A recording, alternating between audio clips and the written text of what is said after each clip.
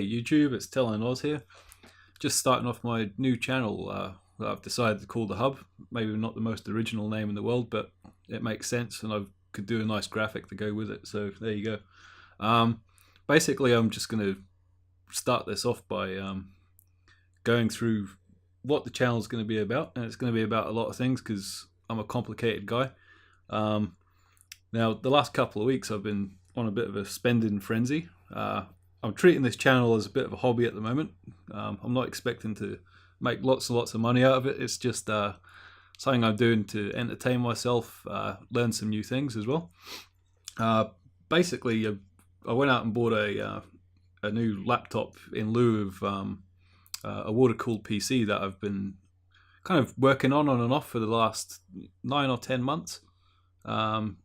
Just trying to gear up for a couple of big PC games that are in the works right now and some titles that are already out. So in the meantime, I decided to get myself a gaming laptop. So I've picked up a MSI GT80 Titan, the SLI-009 model, which is a bit of a beast if I'm honest. It's sporting two 980M graphics cards in SLI mode, 8 gig each. Yeah, it's basically, the mother of all laptops, and I paid a fair bit of money for it. I was going to use this for kind of portable gaming, video editing, but also once the water-cooled PC is set up, it will do most of my game capture and other things, and without slowing down my main computer. I've also went out and got a Elgato HD 60 game capture card. I've picked up this Blue Yeti microphone that you can hear me yakking away on, and then I've got an elaborate HDMI switch set up and some filters and some other things to stop unplugging all the devices that I've got connected up here, because I'm basically PS3, PS4, and gonna have my HTC phone hooked up to this from time to time as well when I'm playing around with Android games. So basically, yeah, this is how I'm going to just kick it off. I'm just going to bore you to death with a big slideshow in a minute, and but it will go through each of the different themes, for the channel. It covers all my interests and give you a wee bit of background before we get started. So sit down, relax, grab a cup of coffee, glass of wine, whatever you like, and chill out for a bit. The other thing I'll add is I've also had to learn a lot of software. The last couple of weeks I've been playing around with Adobe Premiere Pro, Photoshop, Audition, which you're hearing me on now, yay. And yeah, basically XSplit, I think, the Elgato gaming software. So I've been cramming quite a lot in. It's been a big learning curve, so if I make a few cock-ups during this, so be it. I'm still learning. Right, so basically the channel, I've covered a lot of the content in the About Us page on the Google Plus page and the YouTube About Us section. And that really does list out what the channel is going to be about. So we've got PC gaming, console gaming, Android gaming, retro gaming. I like gaming. PC builds. So some of these may be my own. A couple are going to be client builds as well. Friends, family, and miscellaneous. PC hardware, I like to cover that as well. Home media, so I'm well into home media. Always gadgets. Always since I've been young, I'm obsessed with gadgets. I think since I've seen probably James Bond and the TV watch, the Seiko watch, I think that had me hooked at a young age. RC models I've been doing since a young boy as well, and I've just started to get back into that again. A new hobby recently, probably the last couple of years, I've been collecting 1/43 scale cars, real high detail ones, not usual die-cast stuff or little corgi models. Everyone who knows me outside of this channel, and I'm still not giving my name away for a while, knows that I'm massively into movies and TV shows. So I'll cover that from time to time, but I'm not going to be too obsessive about that. Cars is the other thing I love, but Top Gear's dead now. I'm still wearing a black armband, so we'll just have to continue on. Then all my Q Sport stuff. I'm really into pool and snooker. I've been doing that for a long time. And the last thing is really going to be current affairs. Um, I'm always interested in the news, what's going on in the world, and yeah, basically, anything goes as far as I'm concerned with topics, and I don't think anything really should be off bounds. You got to have a chat about everything, and so I'll cover that from time to time. That could be, about anything really. So first off, though, we'll kick it off with PC gaming. So I've been doing this, since the early '90s, since I had a 486 DX266 with a turbo button. I love my gaming, and I've just really been getting back into that again as well after a bit of a hiatus. So, at the moment, I'm kind of keen to get into Grand Theft Auto 5 is a game series I've been playing on and off on PlayStation as well. And GTA 5 is out on PC, which and it looks really, really good. Now, I got a free copy of this with my laptop, along with The Witcher 3 as well. Yeah, but it looks beautiful. I mean, just take a look at this game. It's basically a massive open world sandbox. If people know this game well, and you can get up to all types of shenanigans. Playing golf, of course you can play golf. If you want to go on a mad rampage, yeah, that's all good as well. So that should be entertaining. The other game that's kind of new to me, I've got a couple of friends who are really into the Witcher series. So I got The Witcher 3 was another freebie with the laptop. And having a quick look at this, I've only started playing the tutorial a couple of days ago just to get a feel for it. Again, another stunning looking game. And a bit gory and a bit full on as well. So yeah, I think that will be one theme with this whole channel that I should touch on is mostly I'll try and keep it kid friendly, but some of the content from games, and depending on how much I've had to drink as well, it may get a bit rowdy. Some foul language, kiddies. So I'll try and warn you. But yeah, basically, it's going to be. I'm just going to free roll it as I go along. I'm not going to bother too much with scripting and working things out.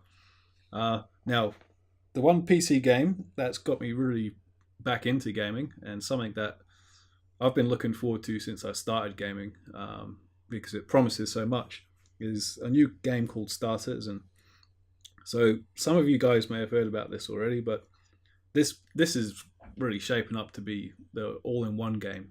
It's got so many different genres in it, from space sim to first-person shooter, a lot of RPG stuff. It's got a full-on economy in it as well, and the game's set a lot of records. It's in the Guinness Book of Records as the largest crowd-funded project of all time.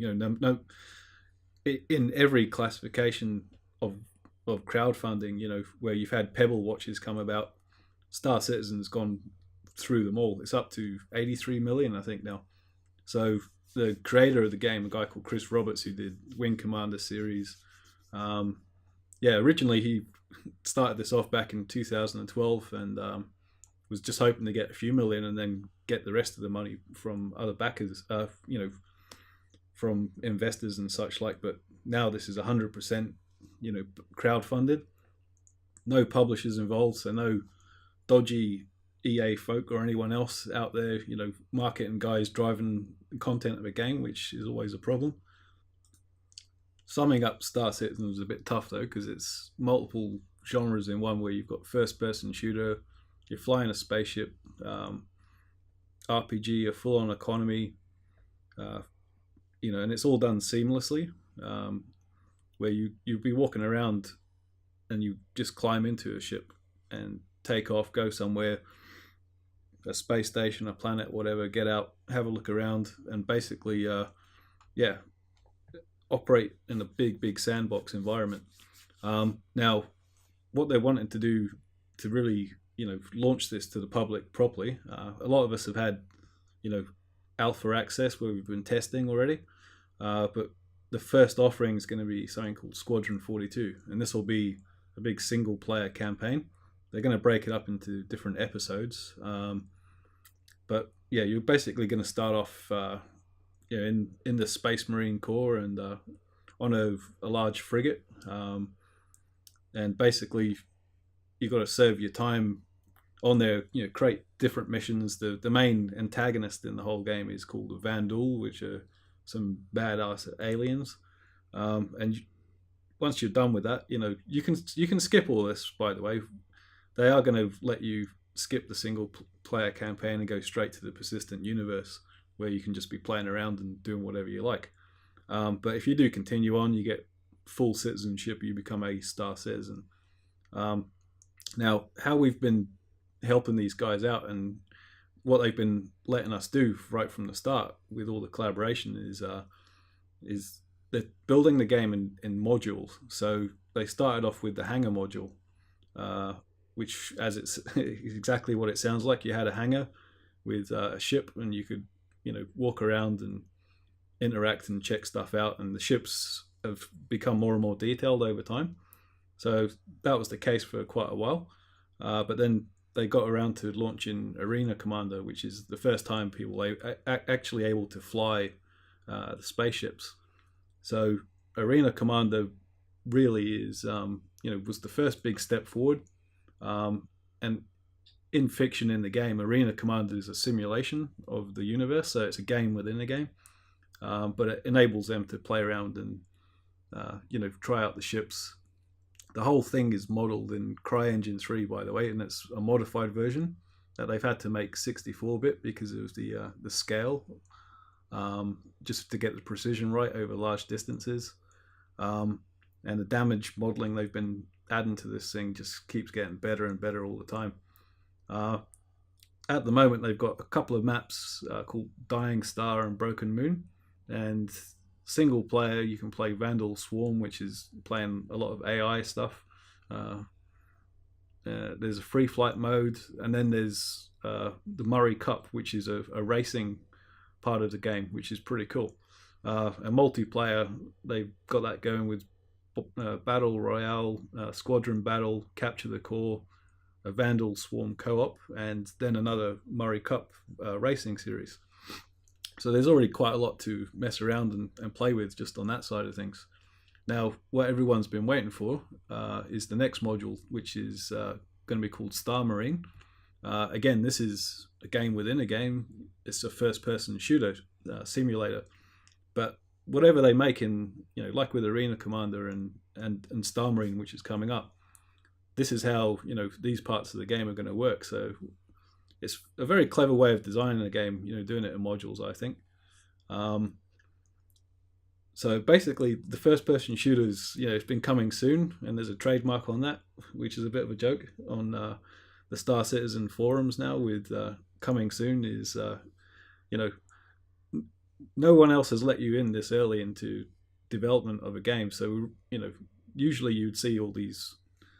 You'd hear about builds being done in games, but you wouldn't hear how many iterations it's gone through, and internal schedules are never released to anybody. But these guys are so open and transparent, you get to see it all. Now, just at the end of 2014, I was lucky enough to be at PAX Melbourne, where I got to see the first reveal of the FPS, and got to meet Chris Roberts, Aaron Roberts, Sandy Gardner, Travis Day was there.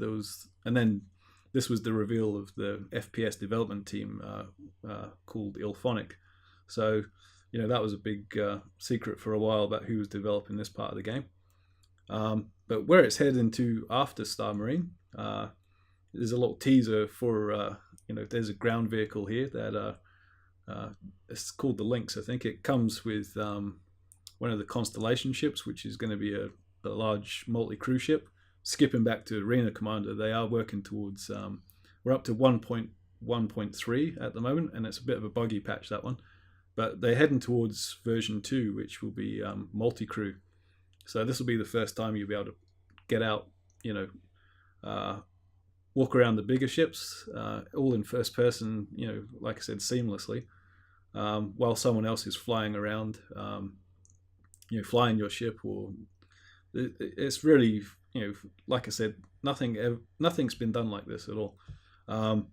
Now, I'm showing you a bit of concept art of some planet side stuff, because that'll be the next module after Star Marine, where we'll be able to start it. They call it planet side. It was called the social module for a while, and this will be us, walking around in all these cities and stations that we've landed on.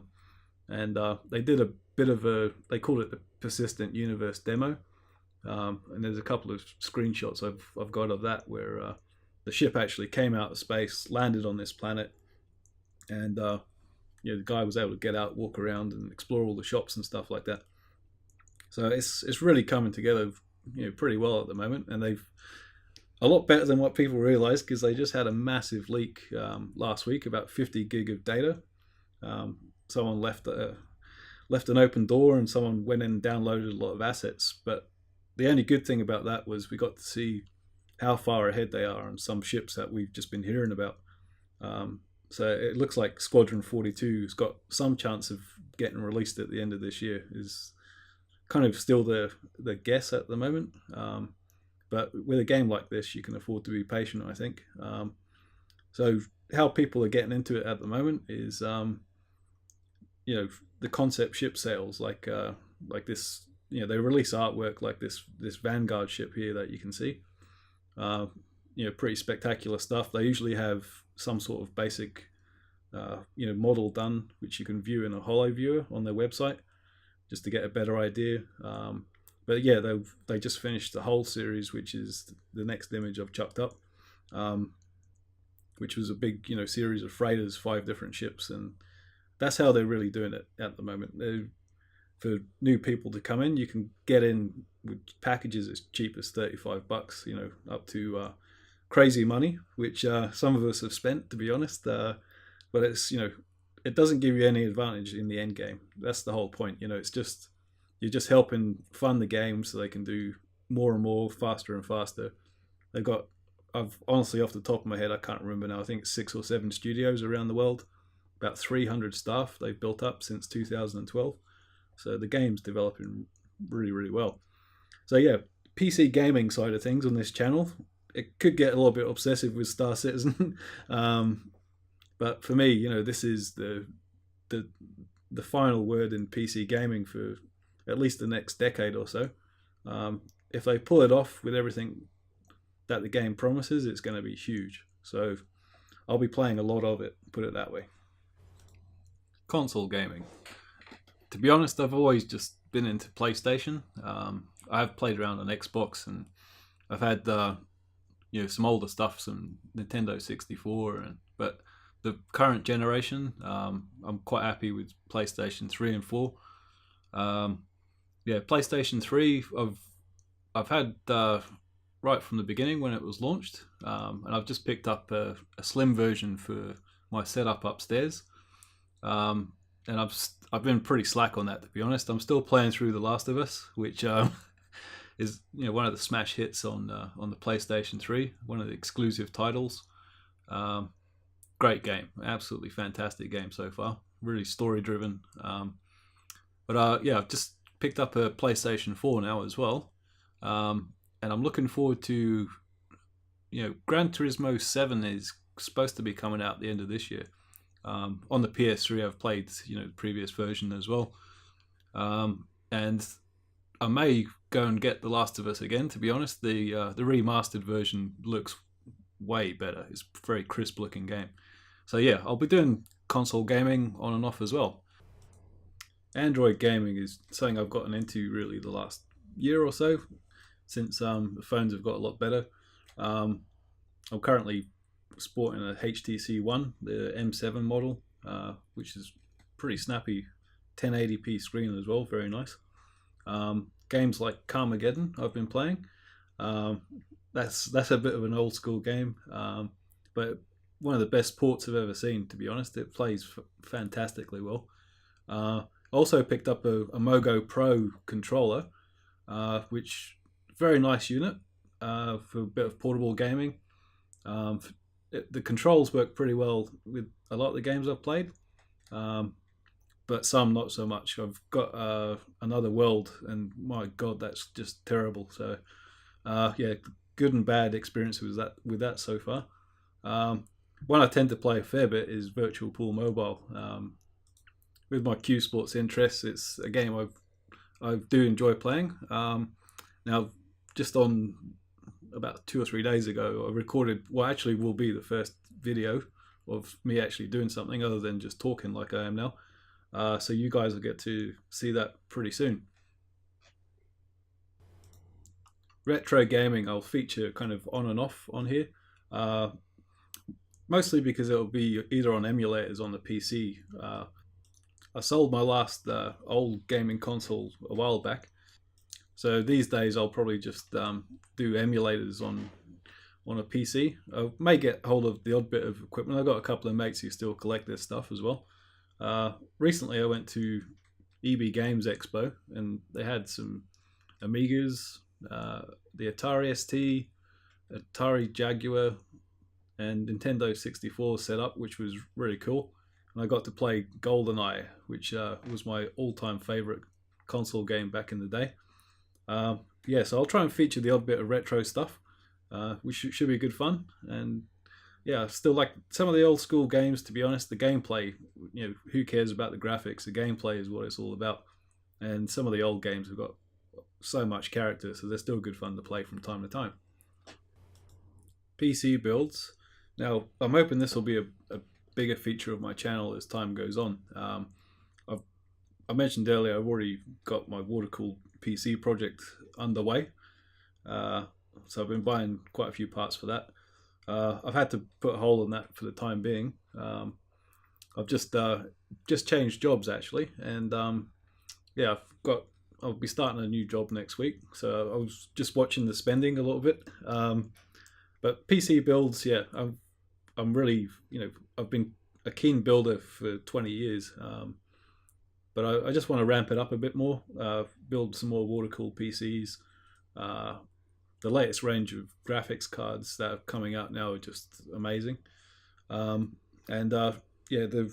for a long time, motherboards that have been available to people have enabled a lot of overclocking, and that's getting easier and easier as well. So even a layman like me can manage that. So I'm going to be doing this for, I have been doing them for friends and family anyway, but I've got one client build at the moment, which I managed to secure, and looking forward to that. That's actually going to be a cool project because it's predominantly going to be used to run Oculus Rift, the new virtual reality headset, and it needs to be able to handle the final commercial version that they'll be releasing pretty soon for that. So yeah, PC builds. Really looking forward to doing as many of these as I can. PC hardware is going to be something that just comes along with doing PC builds, but from time to time, if I'm playing with something new, some fancy new memory, or the latest solid state drive, or some water cooling kit, or a snazzy power supply, whatever. If no one's reviewed it too much, then I'll spend a bit of time doing a review on it as well. If it's going to be in one of my PC builds or not. Who knows, hopefully some people will start sending me some parts soon. All those sponsors out there, you're hearing this right now. Just remember, send me free stuff. Thanks. Home media has been a big hobby of mine for a while, and I've just set up a nice home theater system for myself. Not this one you're seeing. That's what I'd really like to have, but never mind. Yeah, so I've been getting some new AV receivers. This Marantz unit's one I've got planned for the setup upstairs here. Now, I've had a Popcorn Hour C300 for some time now. That's a fantastic little device. I'll definitely cover that in a bit more detail in a future video. And I've been looking at one of their new media players as well, again, for the setup upstairs. I've just picked up a Cambridge Audio Blu-ray player recently, which is very, very nice. And been working towards getting a replacement for my Samsung TV downstairs. So I'm looking at the latest LEDs.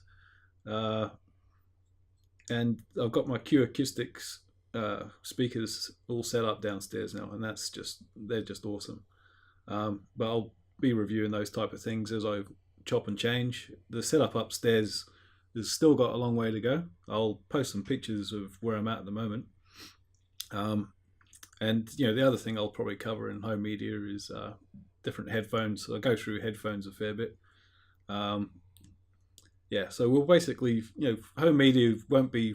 I won't do that much on this subject, to be honest, because it's an expensive hobby, probably just as expensive as the PC side of things, and that's where I'm really more focused at the moment. But from time to time, I'll chuck up some home media stuff as well. Gadgets, absolutely love gadgets. Now, some of them are quite useful. You got the latest range of fitness stuff, and I'm really super fit. Yeah, honest I am.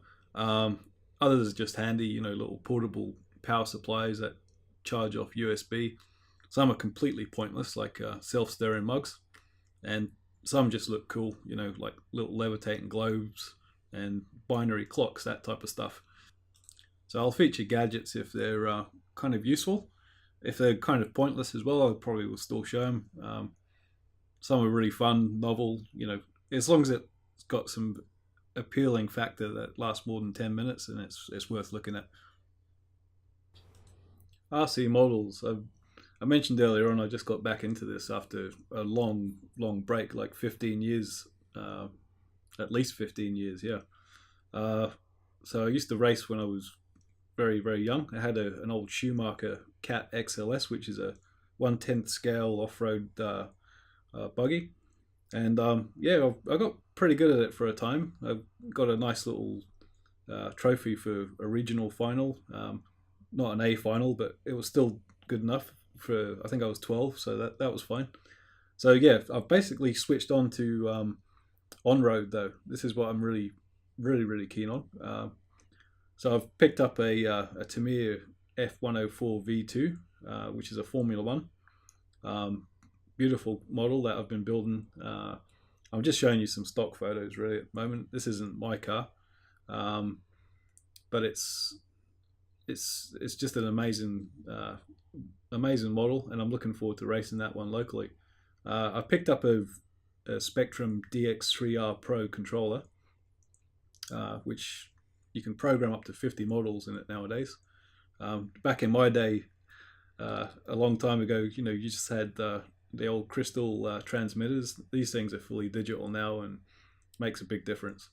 So I do still dabble around. The only off-road car I've really dabbled around with is a little 1/24 scale lossy truggy, which I picked up a while ago, but then I had to start tinkering with it. So I did a full conversion and made a full carbon fiber chassis and brushless motor, and I'll feature that build later on. And I've also got a little 1/24 scale Serpent S240 kit that's still in a box at the moment. I haven't started on that yet. That's a car I'm looking forward to building for a bit of fun. But the other serious car, other than the Formula One car, is going to be the X-Ray T3. I'll be doing a lot of racing with that car as well once it's built up. Again, these are just some stock photos I'm showing. Now, the other thing I've got into recently, about a year and a half ago, would be I started flying, RC model helicopters. And the MCP-X by Blade it's a small helicopter, but it's full 3D, which means it does aerobatics.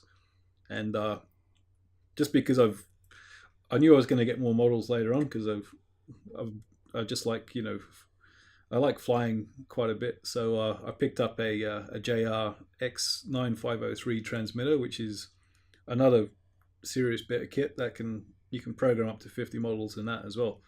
And that's going to handle anything I buy from now on. I'm not going to build a kit with like 50 channels or something stupid, And I've just picked up this Icon A5 amphibious plane. That's not me, by the way. He's too blonde, and he's a bit too well built as well. So that's definitely not me. But this is a great model by Park Zone, and you can chuck on the landing gear to obviously take off and land on runways, or just take that off and land on the water, which is pretty cool. And here's some pictures of the real one, and the wings actually fold up on it, which is I'd absolutely love one of these planes in real life. To be able to chuck that on the back of a trailer and drive around to different lakes, and that would be awesome. Um, Now, the other thing I'll feature on the channel as time goes on is I've got Phoenix software, which is a really good bit of simulation software that's supported by a lot of the major manufacturers of planes and helicopters. And yeah, these are the type of in-game, well, in-game graphics. It's a bit of a game as well as being a simulator, but the whole point is you can try out your real models and set up wind conditions and flying in different indoor environments as well as wherever, and you can smash your model to pieces as many times as you like, which is better than taking out your $500 model or multi-$1,000 model, which some people have got, and destroying it that way. So yeah, that's a really, really nice bit of software that I'll look forward to doing some videos on that in the future. 1/43rd scale cars, static models is another new hobby of mine.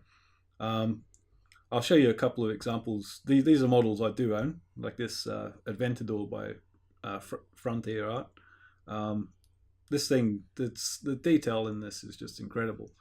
So I made a list of all my favorite cars, and knowing that unless I win the lotto, I'm not going to get these cars in real life, I'll settle for some nice detailed models as well that I can display. So I started collecting these, and I've got about 35 of, I think, at the moment, and some are hand built that are very limited numbers. I don't own at the moment. I don't own any one-off specials, but when you're looking at between $1,000 and $3,000 or more for some of the one-offs, and there's a guy in Japan who does an AC Cobra from a very rare kit, and I emailed him, and the bloke wanted like $10,000 for this model. Beautiful model, but yeah, it's another hobby that you can get carried away with. But I've already spent quite a bit of time and money on this, and I'll definitely review some of these models later on. They're just stunning works of art, really. So yeah, look forward to that if that's your thing as well. It certainly is one of my interests. Movies and TV shows are featured on here occasionally, but because of all these problems with YouTube and licensing with what you can and can't show, you're kind of limited to trailers and other things from what I've been reading. Now I've probably watched in excess of 2,500 movies, so I've got a bit of a encyclopedic knowledge of some of these things that I love to bore people to death with, but good for pub quizzes, by the way. So some of my favorite recent shows, include Breaking Bad, absolutely fantastic. I actually got this. I didn't get to meet him face to face, but I went to Sydney's Writers Festival when Vince Gilligan was in town, and getting to hear some behind the scenes stuff from him was pretty cool. Hannibal's another really good show that's on at the moment. Some of the best cinematography and music combined with some really chilling writing. And another show that I'm into at the moment is Game of Thrones, which I know just about everyone else is as well. Yeah, that one really surprised me. It's kind of soft porn at times, to be honest, but very well written show, and still one of hopefully it doesn't run out of puff, a bit like some of the other shows like Dexter did at one stage. That was a good show for a while and then went pretty crap, to be honest. Old school shows like Star Trek The Next Generation for me will always be one of my favorite classic shows. And then movies like Aliens. Now I love my sci-fi. That's probably my favorite genre. And movies like The Matrix also kind of broke the mold as well. Lots of fantastic stuff in that movie, which is you see nowadays in just about all the top sci-fi movies. But I do like my old school stuff as well, and movies like Apocalypse Now, just one of the all-time greats, and fantastic soundtrack by the Doors that features quite a bit in that. Another one of my favorite groups as well. But movies like Heat, for me, it's probably my favorite movie. It's hard to, everyone has trouble narrowing down their favorite movie, but 2,500 movies later, this movie, it covers so many different things. Just brilliant bit of movie making. So yeah, I'll do movies and TV shows from time to time, but uh, there's a lot of big channels out there that cover this stuff to death, and unless you've got some exclusive access, it's pretty tough. So mostly it'll just be reviews from time to time on what shows I'm enjoying, which ones I've seen that are pretty crap, and yeah, we'll see how that goes on this channel. Cars, a bit like movies and TV shows before. There's a lot of big channels out there that do reviews on cars, which I won't be doing. I'm not going to be out test driving anything. All I'm probably going to talk about is some of my favorite cars, or if I've been to a show like just recently. I went to a Ferrari track day at Eastern Creek Raceway in Sydney, which was pretty cool. I got to see that was the world exclusive reveal of La Ferrari, which you can see here. It was absolutely amazing piece of engineering, beautiful styling as well. They also showed off, some of the old cars from. They're in the same class like the Enzo and GTO, the 288 GTO. The Formula One kind of testing team was there as well, which was pretty cool, and they had the FXX series as well. From time to time, we have a couple of classic shows going on in the region, and Chrome Fest was one I went to recently, where I got to see for the first time ever, I got to see a real 427 AC Cobra. I didn't get too many great photos of that, to be honest. It was just on my phone, so they're not the best quality pictures in the world you're seeing. They also had Eleanor, which is one of my all-time favorite cars. If you know what Eleanor is, you'll know what car this is, so you can go and look that up. Also, the Sydney Motor Show was on and off for a while. They actually just call it the Australian Motor Show, and it alternates between Melbourne and Sydney every year. So don't get to I don't fly down to Melbourne when it's on, put it that way. But when it's in town, I'll definitely go and check it out. They had Sesto Elemento there, the Aventador, when it was released, and a couple of exclusives from time to time, like the Aston Martin, the 177 here, which was a nice car.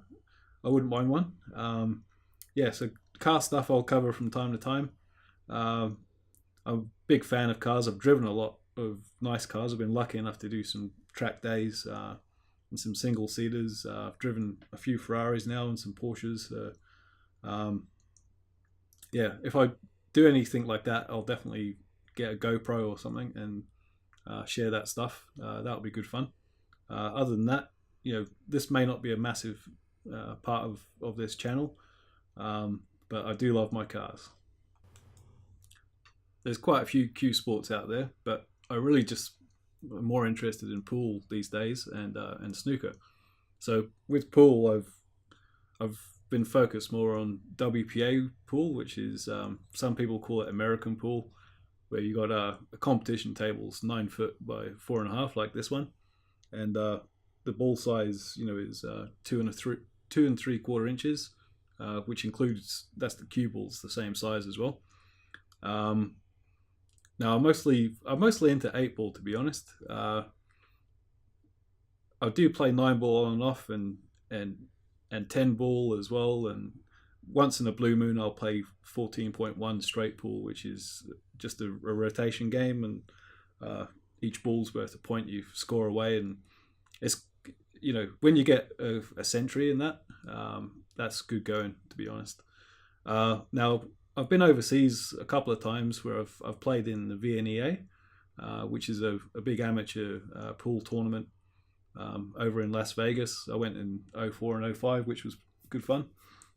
And yeah, these really dodgy looking photos from another camera phone I had, which but that was my first impression of the place when there was no players there. We got there quite early, and there was nearly 300 tables set up in this casino.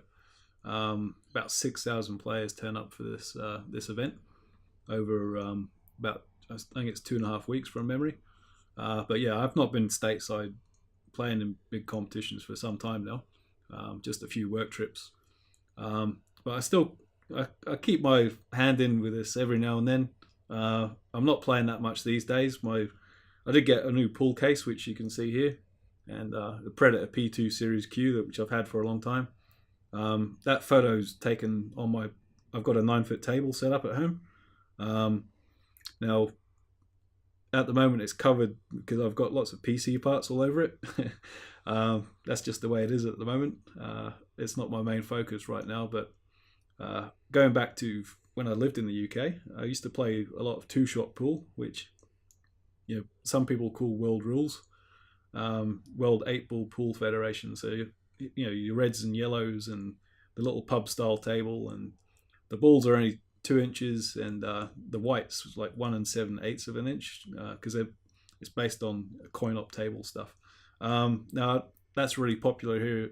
Everywhere else apart from New South Wales, and Sydney, everyone really plays that here in Australia. I haven't played it for a long time.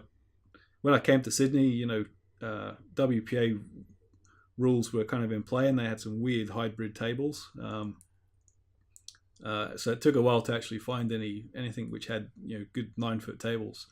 But there's a few rooms around nowadays. But I haven't really been playing that much recently.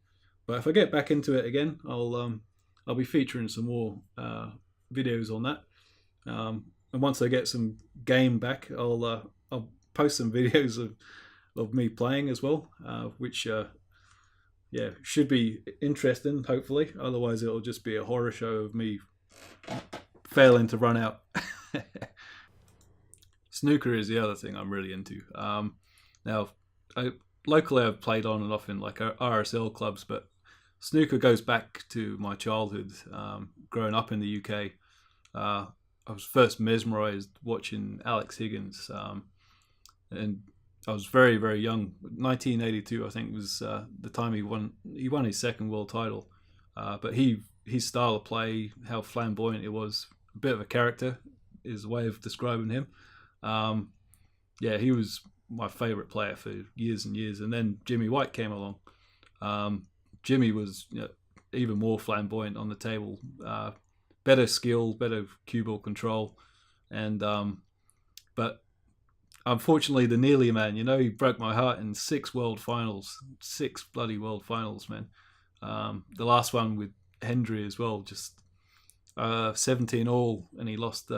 He missed the red off the spot, ended up losing 18-17 to Hendry. Hendry's a great player as well, but I've always just liked the style of players like Jimmy and Alex. And then in more recent times, obviously, Ronnie O'Sullivan, he came along out of, I think he was 1993. He was 17 when he turned pro, won the UK Championship. And at the same time, in the 90s, I thought he was going to win the world title several times, but his head was all over the place. And it's only the last decade he's really got it together. There's a guy called Dr. Steve Peters, who sports psychologist, who's helped him out, and he's a different man, a different player, and now he's won 5 world titles, and he's still the man to beat, really. The newer generation of players, we've got Judd Trump coming through, who I'm a big fan of now. He was just all out attacking for several years. But now, the last year and a half, he's really matured and started to get an all-round game. He's definitely one to watch, and I can see him, being the new Ronnie, if you like. Back here in Australia, there was nothing going on, absolutely nothing, for a long time. Then back in 2011, we had the Goldfields Open, which I had the pleasure of going down for 1 week. Back then, I was a co-owner on a Q Sports website here, which was very popular, and we were going through a transition with some new owners who bought it and wanted to rebrand it, and I went down there hoping to do something with the brand and try and get us a bit bigger exposure here. Unfortunately, that didn't work out too well. There's a long story behind that, which I won't bother going into. But the time I spent down there, I got to meet lots of good players, all the pros I'd seen on TV, meeting them face to face and having good chats. And Stuart Bingham, his first photo was, I managed to get a photo of him after he won his semi-final. And he was being interviewed after that, and of course he went on to win it, which was his first professional title. Big journeyman. Now he's just won the world championship. So he's a fantastic guy, great personality, and couldn't happen to a nicer guy. While I was there, trying to do some media stuff in the background, I got to meet the TV crew that were filming the event, and I did a good interview with those guys, which I will be putting up on this channel later on. It was a really good interview. It was a shame I didn't get to publish it originally, but I ended up selling my interest in that site when it wasn't going where I thought it was going to go. And I had some other personal issues going on at that time where I couldn't spend that much time on it in the end. And the other guy I got to meet is a certain Neil Robertson, who at the time he was the world champion, so he was the first Australian to win that title. And I did a good interview with him as well, which I will be publishing later on. That was quite interesting. I got to have a bit of fun with that. I ended up asking one question in there just to settle a debate I had with a mate about going into the pack off the green or the yellow. So it was good fun asking the world champion at the time if he thought that was a valid shot, which he did. So snooker is probably the cue sport I'm most interested in. I'm not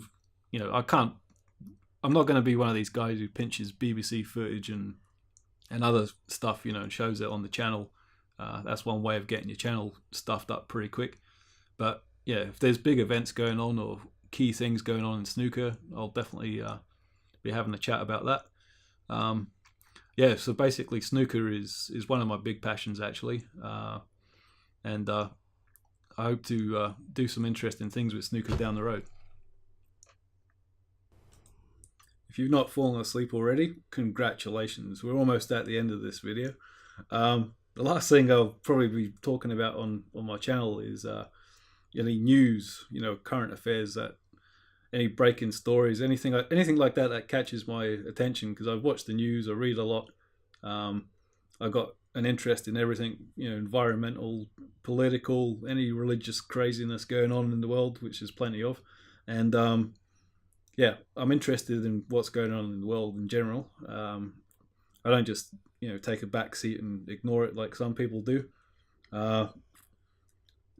So basically, anything goes, and I'm quite interested in talking about any subject.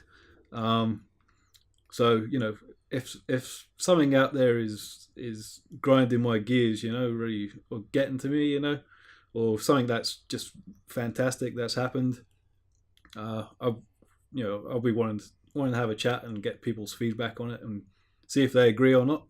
I like a good debate.